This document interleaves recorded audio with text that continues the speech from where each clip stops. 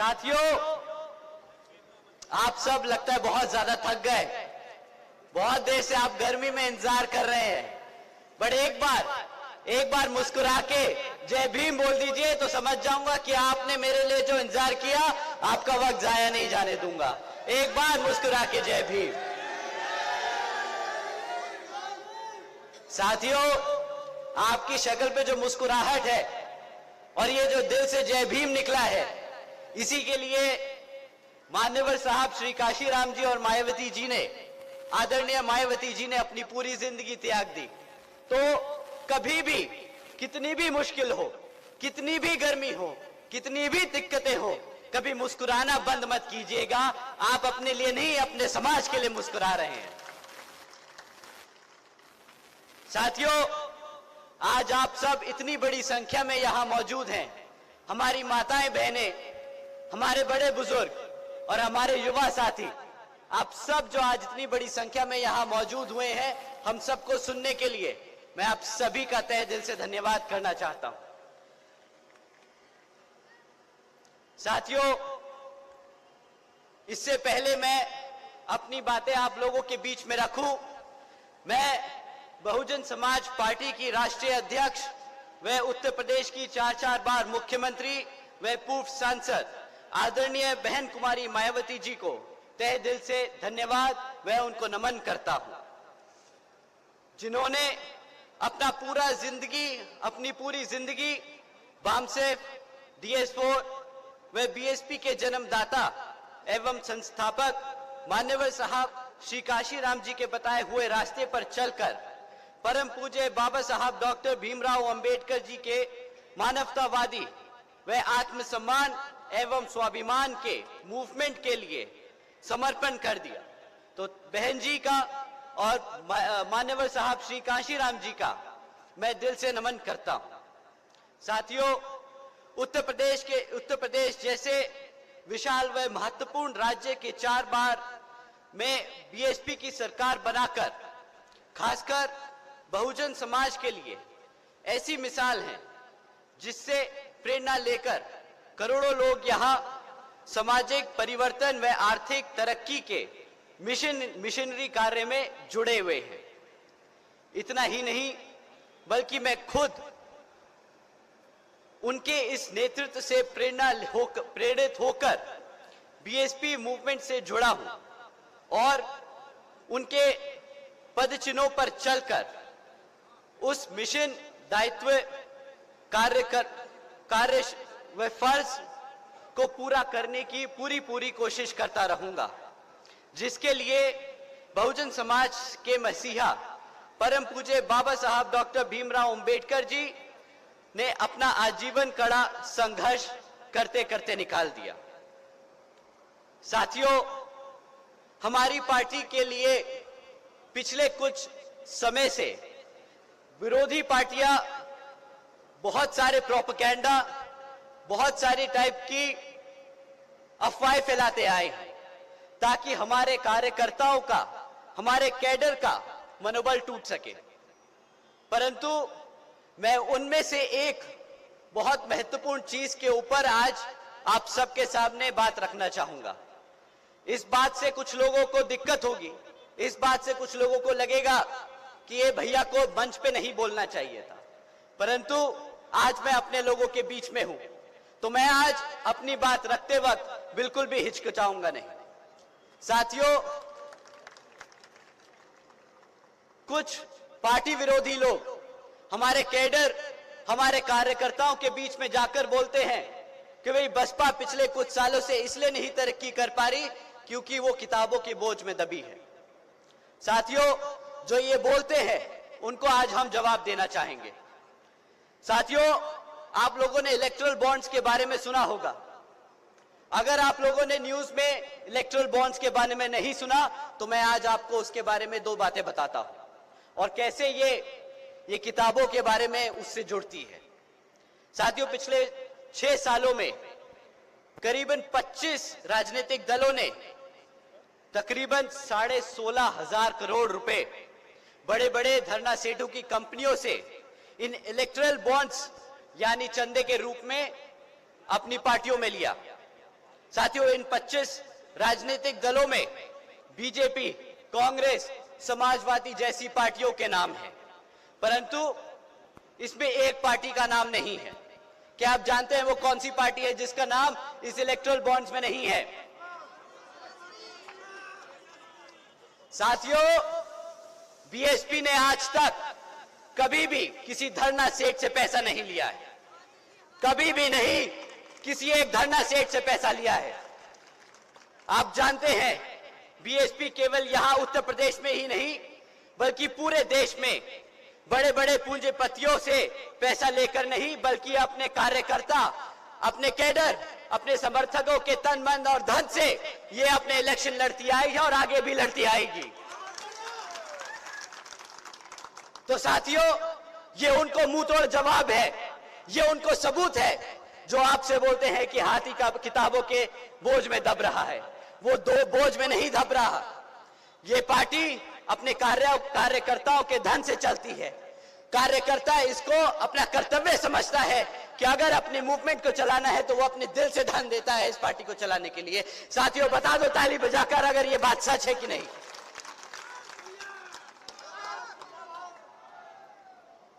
अब साथियों, जैसा कि आप सब जानते हैं, लोकसभा चुनाव आजकल चल रहे हैं, हमारे सर पर हैं और इसमें हमारी तरह और भी पार्टियां आप लोगों को बुला बुलाकर आपसे वोट मांगने का काम करेंगी, परंतु आपको इस बारी उनको वोट डालने से पहले और उनको आपने अपने बीच में आने से पहले उनको एक काम देना है।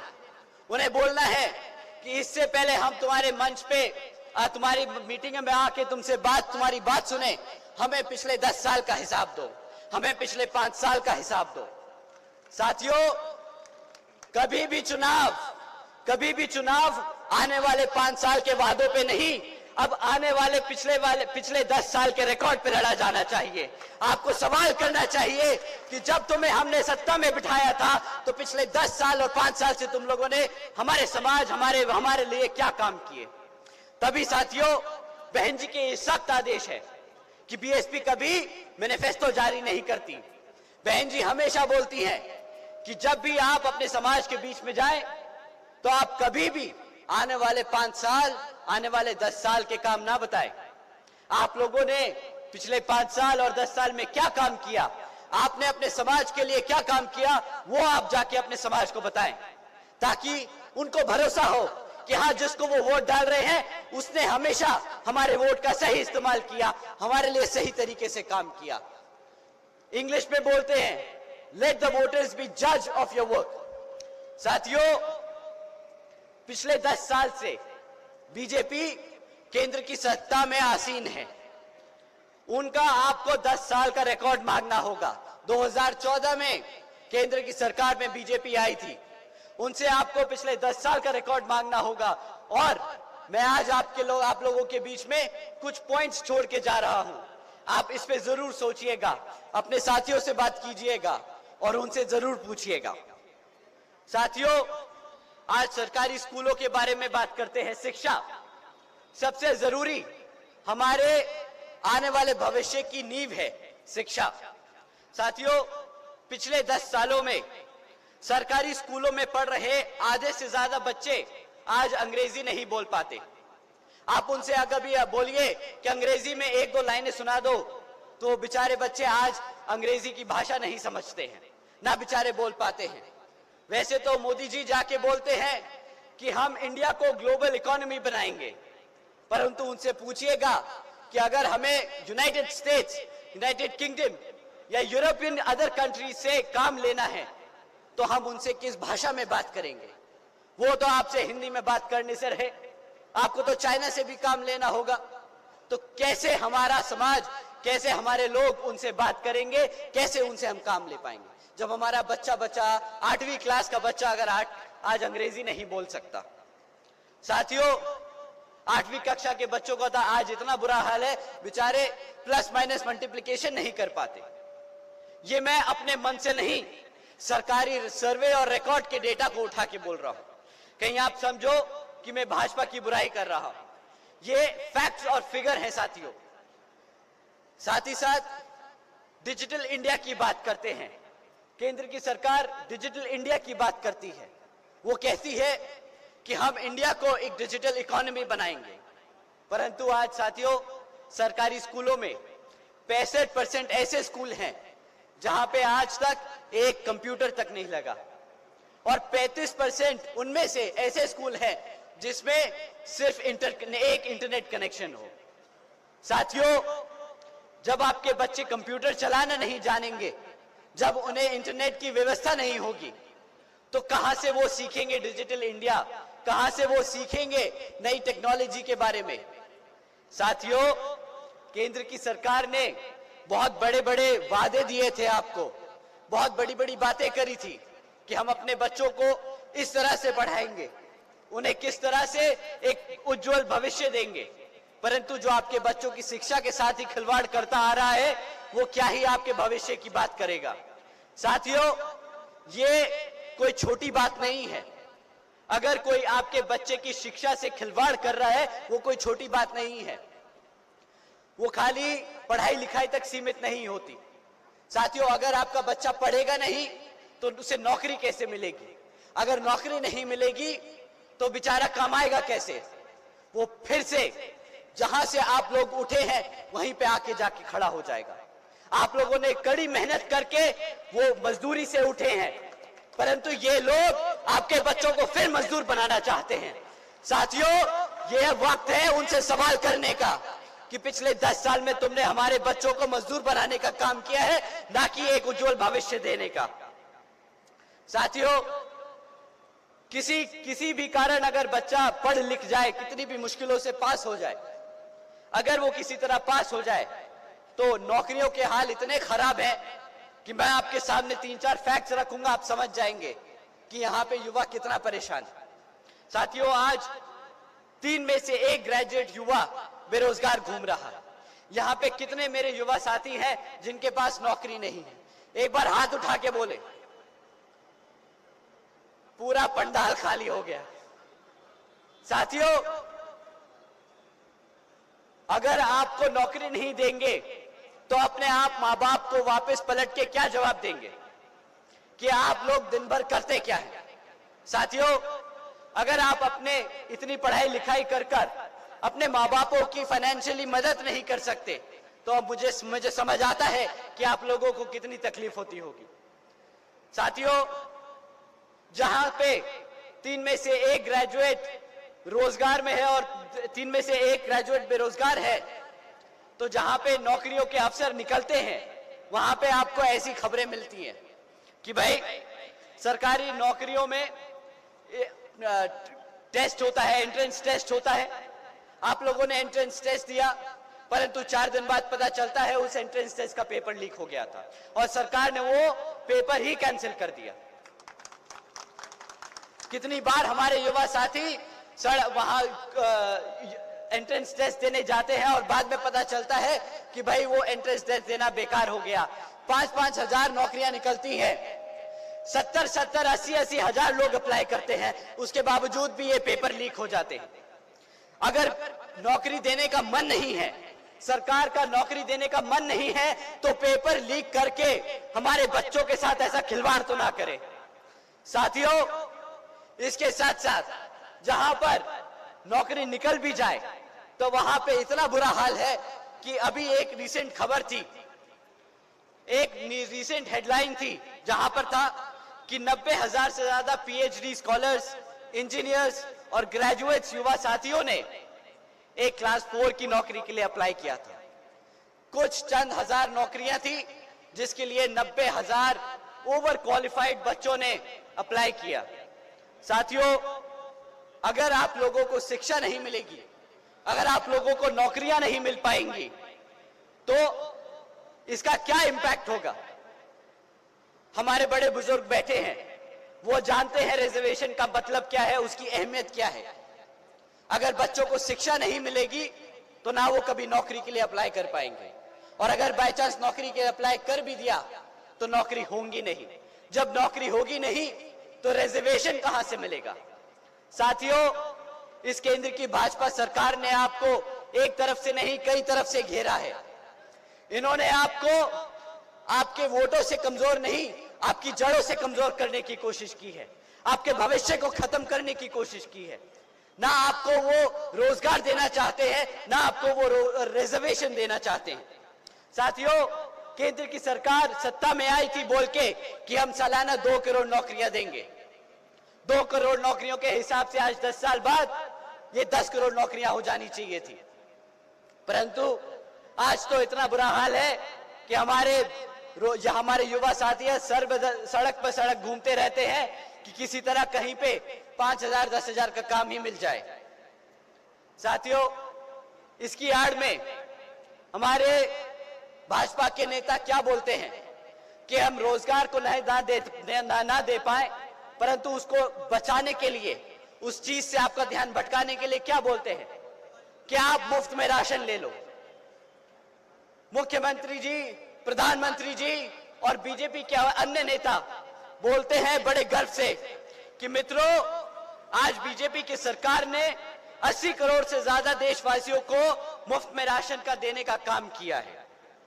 परंतु इन नासमझों से कोई पूछे कि भाई 80 करोड़ लोगों को अगर तुमने मुफ्त में राशन दिया है तो इसका मतलब 80 करोड़ लोग, 80 करोड़ देशवासी यहाँ के गरीबी रेखा से नीचे हैं।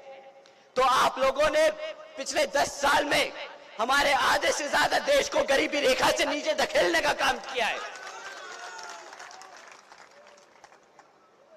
इन 80 करोड़ देशवासियों को मुफ्त में राशन देने की कीमत जानते हैं?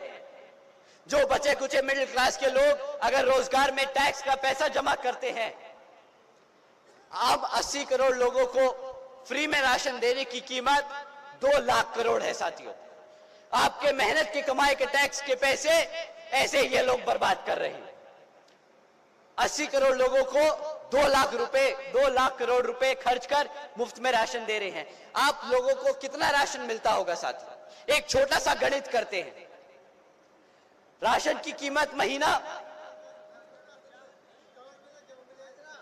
कुछ नहीं मिलता ना साथी, कुछ नहीं मिलता। भैया 4 किलो आटा मिले, 5 किलो आटा मिले, तुम्हें महीने का तेल भी दे दे तो क्या कीमत लगेगी? 2,000 2,500 रुपया, 500 रुपया, 500 रुपए, 1,000 रुपए के 500 रुपया लगा दे महीने का, साल का कितना हुआ? 6,000 रुपए। 6,000 रुपए खर्चते हैं आपके राशन पे ये लोग, और आपसे लेते क्या है इसके बदले? कम से कम अगर क्लास 4 की नौकरी लगेगी तो 15 से 20,000 रुपए महीने की आपको पगार मिलेगी। आपको 6,000 रुपए देके आपसे महीने का 20,000 रुपया लूटते हैं ये लोग। साथियों, जहां पे इन लोगों ने हमारे मेहनत के कमाए हुए टैक्स का पैसा 2 लाख करोड़ रुपया खर्चा इस राशन पे देने का, अगर आपको नौकरियां देने का काम करते 20,000 रुपए की, तो आज देश में 20 लाख करोड़ का नया उत्पादन होता। ये जीडीपी 20 लाख करोड़ से बढ़ा सकते थे, परंतु इन्होंने पिछले 10 साल से मार्केटिंग करने का काम किया है। इन्होंने हमेशा एक के बाद एक योजना निकाली, उस योजना के ऊपर जो पैसा लगाया वो पैसा 10% उस योजना में लगाया और 90% उसे मार्केट करने में लगा दिया। ये बीजेपी की सरकार नहीं, ये भारत की सरकार नहीं है, ये आज मॉडर्न इंडिया की मॉडर्न मार्केटिंग एजेंसी बन के रह गई है। इनका काम सिर्फ और सिर्फ अपनी एजेंसीज को इस्तेमाल करके अपनी पॉलिसीज को मार्केट करना रह गया है। ये सिर्फ मार्केट करते हैं और हमारे देशवासियों को गरीबी रेखा से नीचे धकेलते हैं। साथियों, ये तो रही पॉलिसी की बातें। अब जरा सेफ्टी और सिक्योरिटी, लॉ एंड ऑर्डर की एक बात करता हूं, क्योंकि कहीं शायद ये ज्यादा बुरा ना मान जाए, इसलिए सिर्फ एक लाइन बोलूंगा। एक ऑर्डर इन्होंने पास किया था कुछ दिनों पहले। हमारे यूपी के मुख्यमंत्री जी ने एक ऑर्डर पास किया कि आज से लड़कियां रात को 8 बजे प्राइवेट कॉलेजेस और इंस्टीट्यूट्स में ट्यूशंस नहीं लेंगी, क्योंकि वो उनकी सुरक्षा की गारंटी नहीं ले सकते। साथियों, अगर यहाँ के मुख्यमंत्री जी आपकी बेटियों की सुरक्षा नहीं कर सकते तो पता नहीं कहां की, उनको किस बात की उनको सत्ता में बिठाने का हमने काम किया था। साथियों, ना ये सुरक्षा दे पाए, परंतु ये बहुत गर्व से बोलते हैं कि हमारी यूपी की सरकार बुलडोजर की सरकार है। बुलडोजर की सरकार का टाइटल लेके इन्हें बहुत गर्व होता है। बुलडोजर की सरकार, इन लोगों को समझ नहीं आता कि बुलडोजर की सरकार का मतलब कोई बहुत अच्छा काम नहीं। तुमने बुलडोजर की सरकार का टैग ऐसे लिया, तुमने गरीबों के घर तोड़ के लिया है, तुमने लोगों के पेट पे लात मार के लिया है। तुम्हें सत्ता में इसलिए नहीं बिठाया था ताकि तुम हमारे गरीबों का घर तोड़ो। तुम्हें सत्ता में इसलिए बिठाया था ताकि तुम गरीब लोगों को काम दे सको, उन्हें रोजगार दे सको, उनके सरों पे छतें दे सको। ये बेचारे मूर्ख लोग सोचते हैं कि बुलडोजर का टाइटल मिल गया है तो बहुत फख्र की बात है। बेशरम लोग समझते नहीं कि गरीबों के पेट पर लात मारने का काम किया है।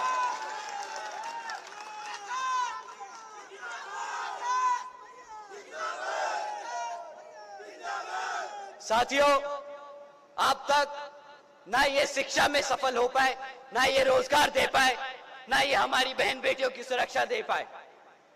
अब ये लोग बोलते हैं कि हम इंडिया को $5 ट्रिलियन की इकोनॉमी बनाएंगे। ये सोचते हैं कि बिना रोजगार दिए, बिना जीडीपी बढ़ाए ये इंडिया की $5 ट्रिलियन इकोनॉमी बना लेंगे। परंतु मैं आपके पास फिर से सिर्फ एक फैक्ट छोड़ता हूं जो आप इनसे सवाल करिएगा कि तुम $5 ट्रिलियन की इकोनॉमी की बात करते हो। 2014 में जब बीजेपी की सरकार केंद्र में आई थी तो केंद्र की सरकार पर 58,60,000 करोड़ का कर्जा था। अब 2024 में जब बीजेपी दोबारा से आप लोगों के बीच में आएगी अपना वोट मांगने, तो इस पे 58,60,000 करोड़ का कर्जा बढ़कर इन्होंने इसको 152 लाख करोड़ बना दिया है।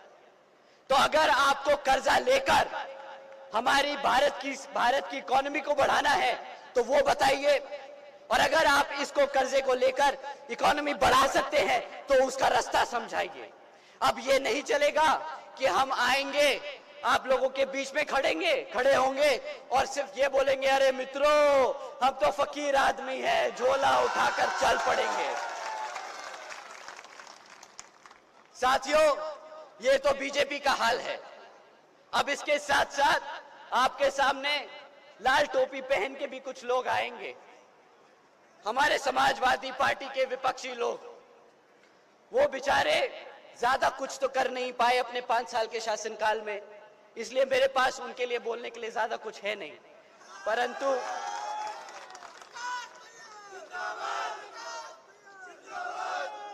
परंतु हमारे युवा साथी एक बात जरूर हमसे बोलते हैं कि भैया वो टोपी पहनकर हमें टोपा जरूर पहना गए। साथियों, जिस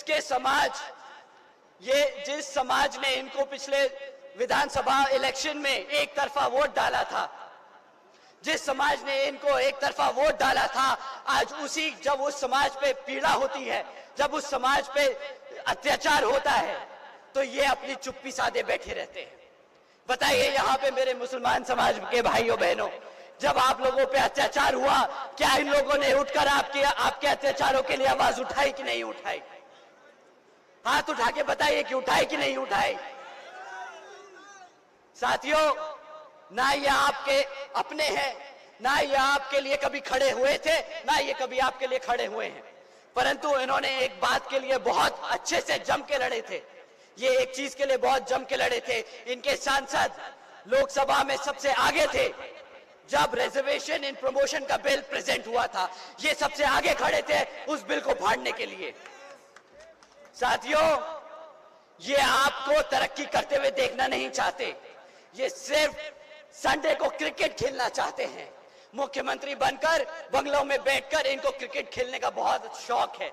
तो अगर आप लोगों को काम करने वाला नेता चाहिए, क्रिकेट खेलने वाला नहीं, तो एक बारी दोबारा से इनसे सवाल पूछिएगा कि भाई जब 5 साल तुम्हें दिए थे तो तुमने करा ही क्या है? साथियों, अगर इन लोगों की मैं कमियां गिनाता रह जाऊं तो शायद अगला लोकसभा चुनाव आ जाएगा, पर इन लोगों की कमियां खत्म नहीं होगी। परंतु आज मैं आपसे, आपने जो हमें इतना कीमती समय दिया है, हम बहन जी के काम के बारे में बात करेंगे, बहन जी के मॉडल, गवर्नेंस मॉडल के बारे में बात करेंगे।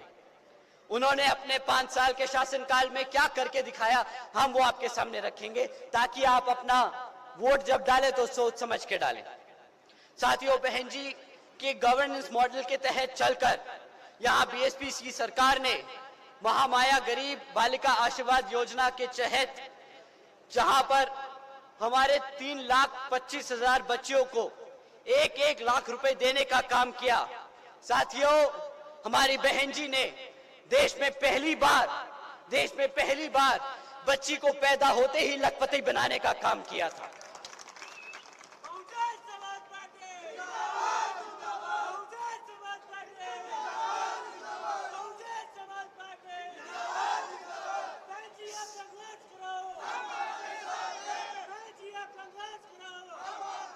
साथियों, बहन जी के गवर्नेंस मॉडल के तहत चलकर बसपा की सरकार ने सावित्रीबाई फुले बालिका शिक्षा योजना भी चलाई थी, जिसके तहत 7 लाख से ज्यादा बच्चियों को 12वीं तक की शिक्षा मुफ्त में प्राप्त कराने हेतु बहन जी ने 600 करोड़ से ज्यादा की लागत इन बच्चियों को मुफ्त में शिक्षा देने की कोशिश की थी।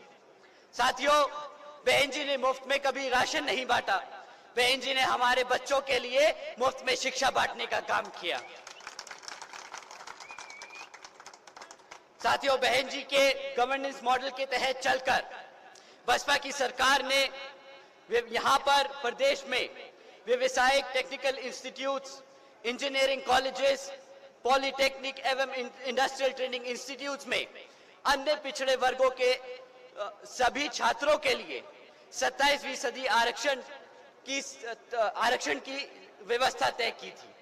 साथ ही साथ देश में पहली बार सरकारी कॉलेजेस के स्टूडेंट हॉस्टल्स के अन्य पिछड़े वर्गों के छात्रों के लिए 27% आरक्षण की व्यवस्था तय की। साथियों, बहन जी ने अपने पिछड़े वर्ग के भाइयों बहनों के लिए ना सिर्फ एजुकेशन में सपोर्ट दिया, बट उनको उस एजुकेशन को प्राप्त करने के लिए, ताकि ज्यादा खर्चा ना पड़े, उनको हॉस्टल्स में भी रिजर्वेशन देने का काम किया। साथियों, बहन जी के मॉडल ऑफ गवर्नेंस के तहत बसपा की सरकार ने प्रदेश में अपने शासनकाल में 12,500 करोड़ की लागत से हमारे SC, ST, OBC व आदिवासी समाज के 3,50,000 से ज्यादा परिवारों को महामाया आवास योजना के तहत अपना खुद का घर देने का काम किया। साथियों, बहन जी के मॉडल ऑफ गवर्नेंस के तहत बसपा की सरकार ने सरकारी नौकरियों के साथ साथ देश में पहली बार सरकारी ठेकों में भी आरक्षण की व्यवस्था लागू की थी और सरकारी नौकरियों की भर्ती पे लगी रोक को हटाकर बहुजन समाज के साथ साथ सर्व समाज में से सभी जरूरतमंद लोगों को नौकरी देने का काम किया था। साथियों, बहन जी की मॉडल ऑफ गवर्नेंस के तहत बसपा की सरकार के नेतृत्व में बहन जी ने कृषि एवं संबंधित कार्यों में मिनिमम वेजेस को 55 रुपए से बढ़ाकर 100 रुपए प्रतिदिन करने का काम किया था और अन्य पिछड़े वर्गों की लोगों की क्रीमी लेयर की वार्षिक आय 3 लाख रुपए से बढ़ाकर 5 लाख रुपए कर दी थी। साथ ही साथ बहन जी ने गन्ना खरीदी के दाम भी दुगने कर दिए थे। साथियों, इसके साथ साथ बहन जी ने अपनी सरकार के दौरान 90,000 से ज्यादा अधिक शिक्षकों को सरकारी नौकरी देने का काम किया, 1 लाख से अधिक सफाई कर्मचारियों को नौकरी देने का काम किया, 2 लाख से अधिक जवानों को पुलिस फोर्स में भर्ती किया और 6 लाख से अधिक अपर कास्ट के समाज के कमजोर लोगों को विभिन्न विभागों में सरकारी नौकरी देने का काम किया। साथियों, बहन जी के मॉडल के द्वारा न सिर्फ शिक्षा मिली, सुरक्षा मिली, नौकरियां मिली, बल्कि हमारे सर्व समाज में से कमजोर भाइयों को, पिछड़े वर्गों को, दबे कुचले समाज के लोगों को इज्जत से सर उठाकर समाज में अपनी बात रखने का मौका मिला। साथियों, इन्हीं जरूरी बातों के साथ साथ अब मैं आप सभी लोगों से मेरी व हमारी आदरणीय बहन कुमारी मायावती जी की भी विशेष अपील है कि इस समय देश में हो रहे लोकसभा आम चुनाव में आप सभी लोग हर मोर्चे पर सावधान रहें। आप लोग अपने वोट को बहुत संभाल कर आने वाले इलेक्शन में सही पार्टी को वोट देने का काम करें। साथियों, मैं आप सभी से ये खास अपील करता हूं कि आने वाले लोकसभा आम चुनाव में यहां जिन भी क्षेत्रों में बीएसपी के लोकसभा के उम्मीदवार चुनाव लड़ रहे हैं, तो उन्हें आप लोग वोटिंग मशीन पर बीएसपी के हाथी वाले चुनाव चिन्ह के सामने वाला बटन दबाकर यहां पर जरूर विजय बनाएं। और इसके लिए मैं मेरे युवा साथियों से सख्त, अब मैं आपको अपना समझ के बोलता हूं, ये आप लोगों से मैं बड़े प्यार से, सख्त तरीके से, आप उसे जैसा भी समझे, बड़े प्यार से मैं बोलता हूं कि आप प्लीज अपने हर एक साथी को, अपने हर एक दोस्त को, अपने हर एक बड़े भाई को, अपने हर एक बड़ी माता बहन को वोटिंग के दिन ले जाकर उनका हाथी के सामने वाला बटन दबाकर यहां पे बीएसपी के प्रत्याशी को जिताने का काम करें। आने वाला समय हमारे युवा साथियों का है, आने वाला समय हमारे बीएसपी का है। तो साथियों, पीछे ना रहना, आने वाले लोकसभा चुनाव में बढ़ चढ़ के हिस्सा लेना और बीएसपी को यहां पर विजयी बनाना। आप सभी से यही अपील करते हुए अपनी बात यही समाप्त करता हूं। जय भीम, जय भारत।